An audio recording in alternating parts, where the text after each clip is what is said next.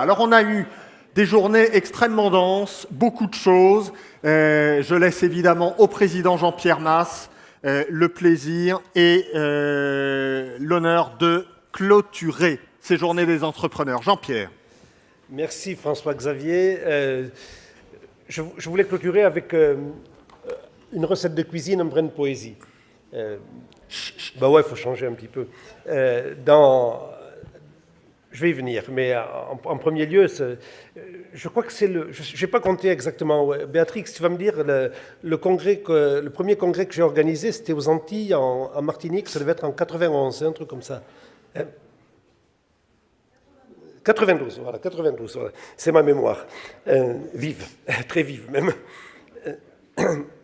Oui, elle va te le dire.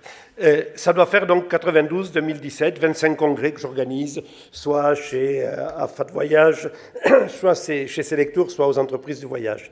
Je n'en ai jamais organisé d'aussi fluide que cette année et d'aussi riche en contenu que cette année. Jamais. Et je tiens à remercier, à féliciter tous ceux qui ont contribué à l'organisation de ce congrès. Alors ceux qui ont contribué ici, nos amis lillois, Office de tourisme avec son président Marc Delannoy, mairie de Lille, Lille Métropole, la région, tous ces acteurs, tous ceux qui ont contribué à l'organisation matérielle. Je pense par exemple aux autocars que nous a fournis gracieusement Michel Salin, aux partenaires qui nous ont invités pour les manifestations, les repas, les déjeuners, les dîners, aux équipes qui ont travaillé aussi bien sur le contenu que sur la forme, les équipes de Génération Voyage avec mon ami, oui, je crois qu'il mérite, les équipes de Génération Voyage, Jean-Luc, Fabien et Marc, méritent vraiment de grands applaudissements.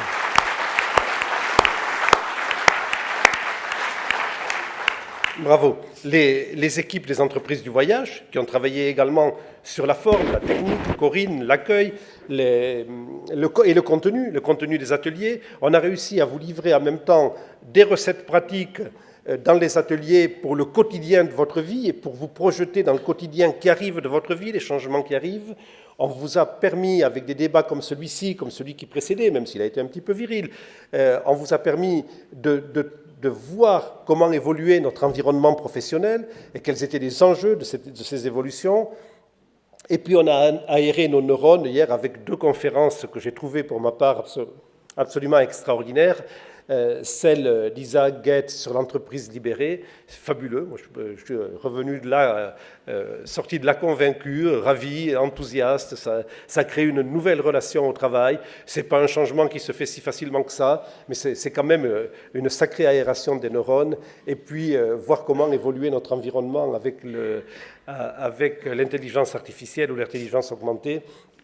C'est pas un détail non plus, et c'est ça le rôle d'un congrès. C'est à la fois de s'occuper de vos préoccupations et d'ouvrir les esprits. J'espère qu'on a à peu près réussi. Alors tout ça, c'est pas un travail solitaire. C'est moi qui suis sur la scène, c'est moi qui suis sur l'affiche, mais derrière, il y a des équipes qui bossent. Il y a des équipes, je l'ai dit, de collaborateurs, et puis il y a des équipes d'élus dont je vous rappelle qu'ils sont tous bénévoles. Alors je vais les citer, parce qu'ils n'ont pas souvent l'occasion d'être cités, ça ne va pas être très long, mais je vais les citer. Il y a d'ailleurs d'abord les conseils qui font la structure de notre vie syndicale, de notre vie professionnelle, avec le conseil des organisateurs de congrès, séminaires, incentives, foires et salons, présidé par Michel Lager-Herbeau, celui du voyage d'affaires avec Isabelle Reich-Francis, qui est par là, je crois, hein, Isabelle, oui. C'est celui des organisateurs de voyages de groupe avec Jean-François Michel, qui est là, j'en suis sûr, celui des distributeurs et assembleurs de voyages avec Marie Bander, qui doit être là, les tours opérateurs avec Richard Soubiel, qui est là, le voyage en France, l'accueil, dont on n'a pas beaucoup parlé, juste un petit peu le MOOC développé tout à l'heure en collaboration avec Atout France, le voyage en France, qui est présidé par Muntaz Teker. Normal qu'on ait un Turc pour accueillir en France, ça me paraît tout à fait cohérent. Non, mais c'est cohérent. Et le voyage de groupe avec Sylvain Lamont. Et puis il y a les commissions. Alors, il y a une commission qui est vraiment sur la braise aujourd'hui, c'est la commission de transport, hein, vraiment sur le feu, si j'ose dire, ça va m'amener à la recette. C'est Valérie Sassé qui préside cette commission de transport. Les affaires internationales avec Christine Ball, qui est également présidente de l'Air Committee de l'ECTA, qui s'occupe pour l'Europe entière des relations avec les compagnies aériennes. C'est un grand honneur pour nous. La communication avec Jean-Luc Dufresne, le revoilà, l'animal. Les affaires sociales avec Charles de Vivy, Mélanie Aguadio à la formation professionnelle, Isabelle Reich-Francis encore au juridique, et Lionel Weingartner aux affaires fiscales. Et puis des délégations, je n'oublierai personne. Stéphane Le Pennec au tourisme responsable, il l'a, Observatoire économique avec Richard Soubiel, Jean-François Michel au lobbying, au commerce illégal, et bravo pour la victoire obtenue ce matin, merci à tous, là, pour ceux qui ont bossé là-dessus, avec Jacques Judéo, Lucien Salémy à l'animation des territoires et au partenariat, ainsi qu'à la veille technologique et aux relations avec le tourisme fluvial, Frédéric Averinos. Voilà, c'est un peu long, mais c'est vraiment une équipe et je veux vraiment vous dire qu'on travaille et on avance par équipe. Je le disais, 2017, je le disais en ouverture, a été une excellente année. Faut pas se mettre sur un petit nuage. Hein. Il y a quelques orages autour du petit nuage. Ça a été une excellente année. Et cette excellente année démontre aussi la forte attractivité de notre secteur. Ceux qui disent qu'on est dans un secteur en perte de vitesse, un secteur de la vieille économie qui est en train de disparaître, ils se trompent. C'est un secteur qui est en renouvellement constant. Depuis 2011, il y a 4000 immatriculés en France, il y a toujours 4000 immatriculés, il y en a 20% qui disparaissent tous les 2 ans, et il y en a 20% qui se créent tous les 2 ans. Ça, c'est la vitalité de notre secteur, et c'est un excellent signe. Deux exemples cette année, l'arrivée d'un grand distributeur Lidl sur le marché des voyages, c'est un signe de vitalité, très clairement. Et parallèlement, je voudrais saluer une toute petite agence qui existe depuis 4 ou 5 ans, qui a eu le prix du jeune entrepreneur de la PST, donc des gens qui ont moins de 30 ans, qui s'appelle Cap Mystère, et qui conçoit des voyages sans donner la destination, mais en tenant compte des goûts, des habitudes, des souhaits, des désirs des participants au voyage. Donc, il y a des nouveaux acteurs, partout, de toute taille, dans toutes les technologies, et c'est un excellent signe. Évidemment, si c'est un secteur en développement, c'est normal que ce soit un secteur qui attire les convoitises. Les secteurs qui sont en retrait n'attirent pas de convoitises. Ces convoitises, vous les connaissez, on les a évoquées ici. C'est la convoitise des GAFA et le rôle prédominant que jouera Google dans la distribution de voyages, certainement dans les mois et dans les années à venir. C'est les convoitises maintenant bien installées, bien acquises, des nouveaux acteurs de l'économie collaborative. Ce n'est pas cette année, mais ils sont rentrés en plein dans notre secteur, avec d'autant plus de facilité que c'est un secteur dématérialisé. Entre l'acte d'achat et la consommation, il n'y a rien à transporter. Ce n'est pas comme quand on achète des chaussures ou des appareils photo, il faut les transporter physiquement. Nous n'avons rien à transporter. On est un petit peu comme la musique. Il y a très peu d'industries qui sont dans ce cas-là. Aujourd'hui, j'ai été impressionné hier par les data, la détention des data, des données, et la possibilité d'utilisation des data. Aujourd'hui, elles sont très mal utilisées, les data. Quand vous achetez des chaussures de sport, qu'est-ce qu'on vous propose? De racheter des chaussures de sport. Il faut qu'ils soient crétins pour vous reproposer d'acheter les chaussures de sport que vous venez d'acheter, alors qu'ils savent que vous venez de les acheter. Bon, mais ils ont les données, et ils deviendront très vite très intelligents. Et ce qui est extrêmement intéressant, ce qui m'intéresse le plus, c'est le prédictif. C'est savoir quelle va être dans 3 mois, dans 6 mois, la consommation de nos clients individualisés. Ça, c'est extrêmement intéressant. Et on est dans ce monde-là qui va évoluer extrêmement vite. Vous le comprenez, dans un monde qui évolue si vite, il ne faut pas rester assis. Et en même temps, on a des stress. On a beaucoup de stress. On les a évoqués.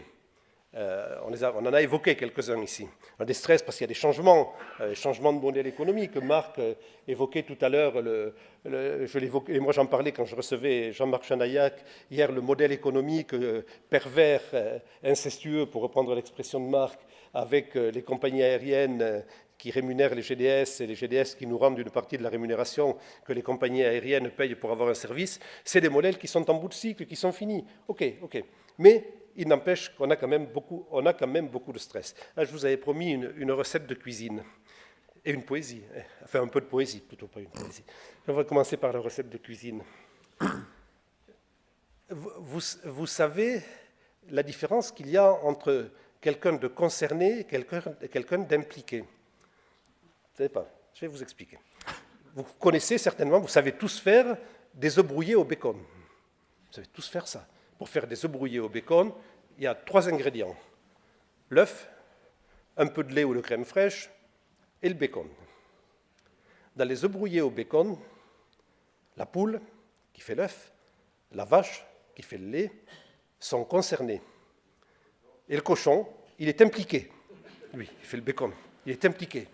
Et bien, dans les relations Air France, GDS, distribution, nous sommes impliqués, alors que les autres, Air France et GDS, sont concernés. Alors, c'est le cochon qui vous parle.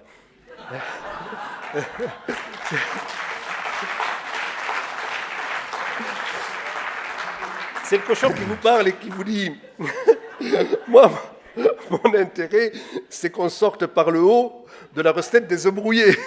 Et si on pouvait le faire sans le bacon, ça serait peut-être bien. On pourrait trouver un ersatz de bacon, un truc comme un peu... serait mieux. La sortie par le haut, pour être sérieux, la sortie par le haut de ces relations dans lesquelles nous sommes pris en otage, Air France, en l'occurrence, les GDS et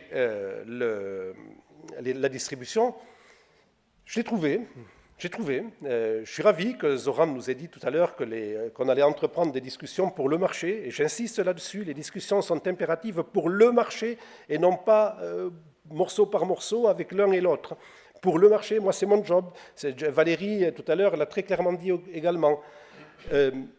Jean-Marc Janaillac nous a dit hier, s'il y a une surcharge de 11 € par trajet, c'est lié au fait qu'à partir du 1er avril, en raison de la fin de notre contrat avec les GDS, nous allons payer plus cher l'accès aux GDS, puisque nous ne serons plus en full content, peu importe ça, nous allons payer plus cher l'accès aux GDS, et nous vous répercutons le prix, le complément de prix, le supplément de prix que nous payons aux GDS. On vous le répercute. Ok, j'entends bien ça. Ce qu'il faut faire, c'est s'asseoir autour d'une table. Zoran a ouvert cette piste. S'asseoir autour d'une table, mettre Air France, les GDS et la distribution pour trouver une solution de manière à ce qu'au 1er avril, Air France ne paye pas plus cher l'accès aux GDS. Ça demandera un effort des GDS qui sont présents dans cette salle. Ça demandera peut-être une petite révolution culturelle chez Air France, mais ils ont prouvé, on l'a vu à l'instant, ils ont prouvé que c'était possible. Et ça permettra de trouver le temps nécessaire à l'adaptation pour l'agrégation et l'intégration des offres qui passent par la norme MDC, dont je rappelle très fermement que nous y sommes très favorables. Il n'y a pas d'opposition. NDC que l'on soutient et la surcharge GDS, ça n'a rien à voir, mais rien à voir. Nous sommes très favorables à une offre plus large, offerte avec un flux XML dans la norme NDC. Très favorable. Donc, j'ai la solution pour éviter que le cochon soit impliqué dans les œufs brouillés au bacon. Maintenant, il faut la construire ensemble. Et puis, je vous avais promis également, dans ce monde qui change, un tout petit peu de poésie. Alors celui qui m'a, enfin un petit peu de poésie, n'exagérons rien, c'est pas, vous faites pas, n'ayez pas peur, je vous ai pas, j'ai pas fait un poème cette nuit, je vais pas vous le réciter, je vais pas vous le dire. J'étais au congrès de Manor la semaine dernière et nous avions un paléontologue comme intervenant. C'est bien d'avoir un paléontologue pour se projeter dans le futur et il est efficace. Il s'appelle Pascal Pic. Et alors Pascal Pic m'a rappelé Alice au pays des merveilles. Alors, en fait, ce n'est pas Alice au pays des merveilles, c'est dans le roman de Lewis Carroll qui a succédé à Alice au pays des merveilles, qui s'appelle De l'autre côté du miroir. Et dans ce passage, Lewis Carroll décrit une discussion entre Alice et un personnage qui s'appelle la Reine Rouge. Et alors, ils courent. Ils sont en train de courir, et Alice trouve extrêmement bizarre qu'ils courent et que le décor dans lequel ils sont, enfin le monde dans lequel ils sont, ce n'est pas un décor, avance au même rythme qu'eux et ils ont l'impression de ne pas bouger. Alors, je reprends le texte. juste à ce moment-là, je ne sais pourquoi, Alice et la Reine Rouge se mirent à courir. Ce qui était le plus curieux, c'est que les arbres et tous les objets qui les entouraient ne changeaient jamais de place. Elles avaient beau aller vite, jamais elles ne passaient devant rien. Alice se demandait si les choses se déplaçaient en même temps que nous, qu'elle. Et puis elle dit, mais voyons, je crois vraiment que depuis que nous courons, nous n'avons pas bougé de sous cet arbre. Tout est exactement comme c'était avant que l'on commence à courir. Et bien sûr, réplique la Reine Rouge, bien sûr. Comment voudrais-tu que ce fût ? Ah ben, Alice, elle dit, moi, dans mon pays, ma foi, elle est encore essoufflée, hein, elle dit, on arrivait généralement à un autre endroit quand on courait. On partait d'un endroit, on arrivait généralement à un autre endroit. Et si on courait très vite pendant longtemps, comme nous venons de le faire, on changeait réellement de décor. Et la Reine Rouge lui répond, on va bien lentement dans ton pays. Vois-tu, ici, on est obligé de courir tant qu'on peut pour rester au même endroit. Et si tu veux te déplacer, tu dois courir au moins 2 fois plus vite. Eh bien, c'est exactement ça. Nous sommes exactement comme Alice face à la Reine Rouge et dans le décor de l'autre côté du miroir. On est obligé de se déplacer vite, on est obligé d'aller vite, on est obligé d'être extrêmement agile face à ces changements, face à la brutalité de certains de ces changements. Et c'est pour ça, je n'ai pas la solution. Nous n'avons pas aux entreprises des voyages la solution à tout. Mais c'est pour ça que je veux une organisation personnelle, une organisation professionnelle qui soit à la fois combative, conquérante, anticipatrice, novatrice, dynamique. Je ne veux pas que nous soyons l'image d'une profession stressée. Isaac Getz vous le disait hier, une poule stressée ne pond pas, et une poule heureuse est capable de pondre des œufs en or. Pour ce faire, pour avoir cette profession dynamique, il faut bousculer les dogmes, il faut être capable de changer, il faut s'adapter, encore plus que s'adapter, il faut nécessairement anticiper les mutations technologiques, anticiper la nouvelle relation au travail, anticiper les évolutions comportementales de nos clients.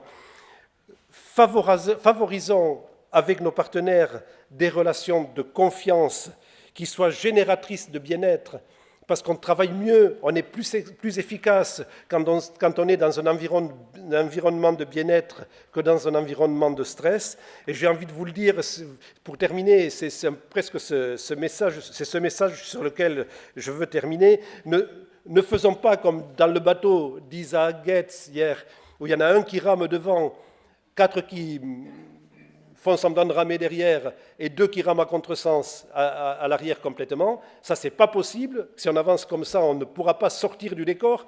On sera dépassé par le décor. Il faut que nous anticipions les changements. Le vrai danger qui nous guette, c'est la paresse intellectuelle. Ma mission est de nous faire ensemble aller dans le même sens. Et je suis persuadé d'avoir votre soutien. Je vous remercie.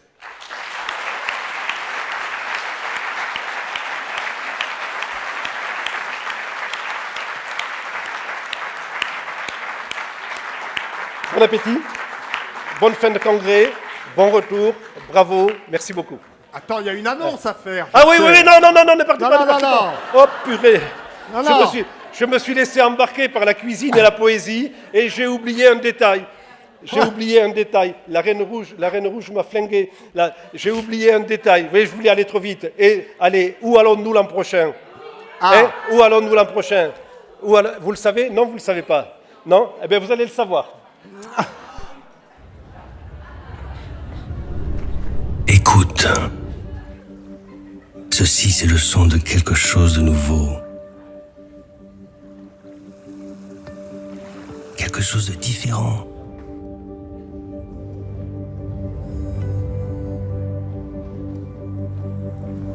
Tu te souviens comment c'était ? Le soleil chauffait notre peau. Des journées sans fin. Nous dansions dansions comme des fleurs dans le vent.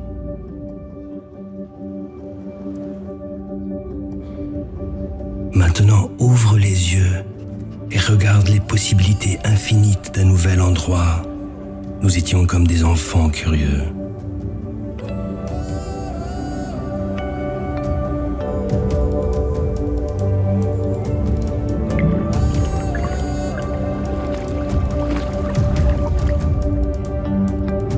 Sans limite pour notre imagination. Et nous promettions de nager plus vite, plonger plus profondément, grimper chaque fois plus haut.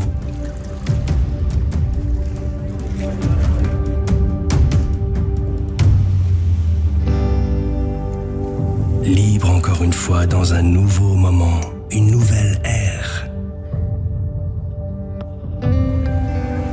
Chaque morceau de ciel bleu, chaque goutte de l'océan. Nous étions comme des enfants curieux.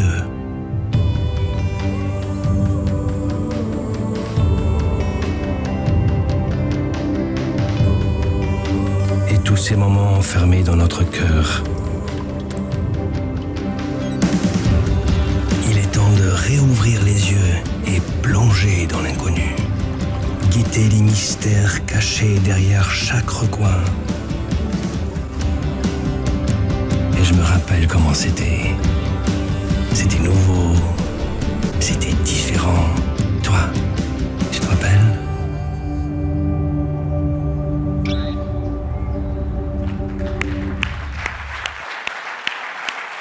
Voilà. Voilà. Je vais demander, pendant que je demande à Jean-Pierre Pinheiro, directeur de l'Office de tourisme du Portugal à Paris, et les représentants de Madère de venir me rejoindre, j'en profite pour... Voilà, ils viennent me rejoindre. J'en profite pour remercier, pour que vous applaudissiez François-Xavier Isnik pour l'excellent travail. Merci. Super. Je vous rassure, on va bientôt aller déjeuner. Avant de dire un petit mot sur la destination, j'ai une solution pour ton cochon, le tofu, c'est très bien. Comment ? Le tofu. Le tofu, il ne connaît pas le tofu. si, Il connaît le pas. tofu, ouais. Ouais, mais c'est Voilà. pas bon le tofu.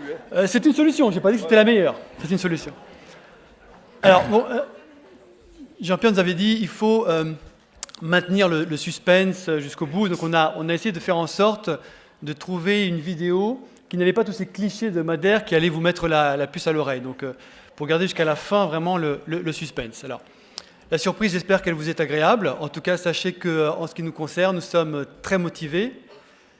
J'avais préparé de dire que nous sommes impliqués, mais non, maintenant je vais dire que nous sommes, comment tu dis, concernés. Là, tu vas être concerné maintenant. Voilà, là nous sommes vraiment concernés. Alors, en quelques mots, juste pour vous dire que pourquoi Madère, on s'était posé la question quand on avait challengé un petit peu Jean-Pierre Mas sur le choix du Portugal.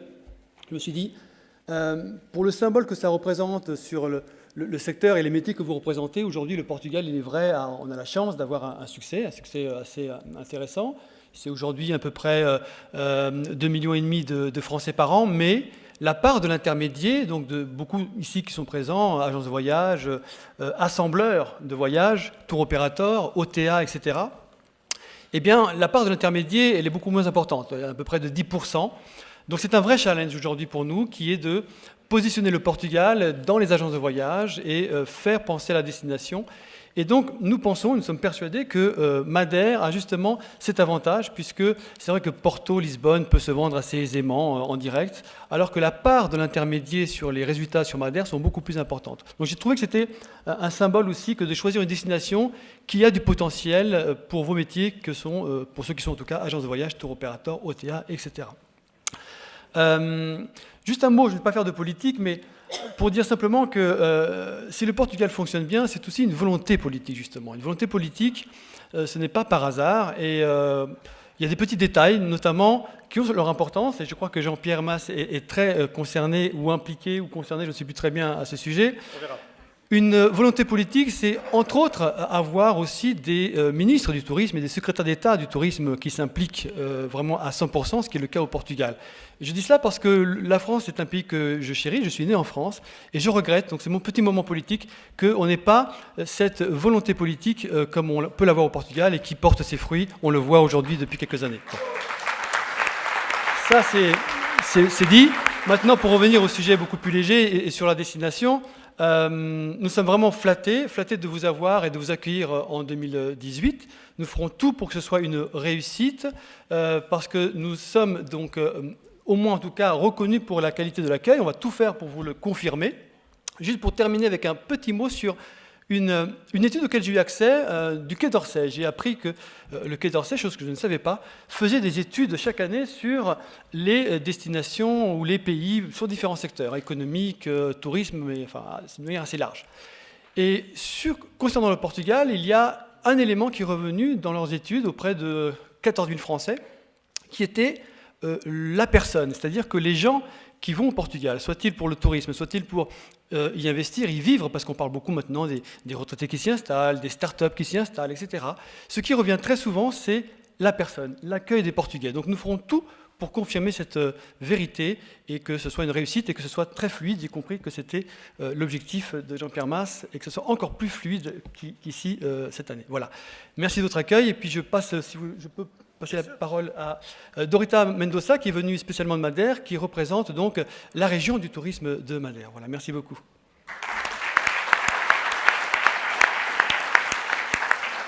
Bonjour à tous. I'm sorry, but my French is not that good to do a long speech. First, thank you very much to the organization. We are very honored to welcome you in Madère, to welcome this convention. Thank you, Jean-Pierre, for all the help and the force that he has been doing to take this convention to Madeira. We are very pleased, satisfied, and eager to see you all in Madeira, and we will work hard to be up to your expectations. We hope to see you all in Madeira. Thank you. Thank you. Thank you. See you next time. See you next year. Merci. Thank you. Merci. Bon, j'espère qu'on a mis assez de pression sur Madère. Et puis un dernier mot pour remercier, féliciter les élèves du lycée Gaston Berger, et leurs professeurs qui ont suivi nos débats. Merci à tous.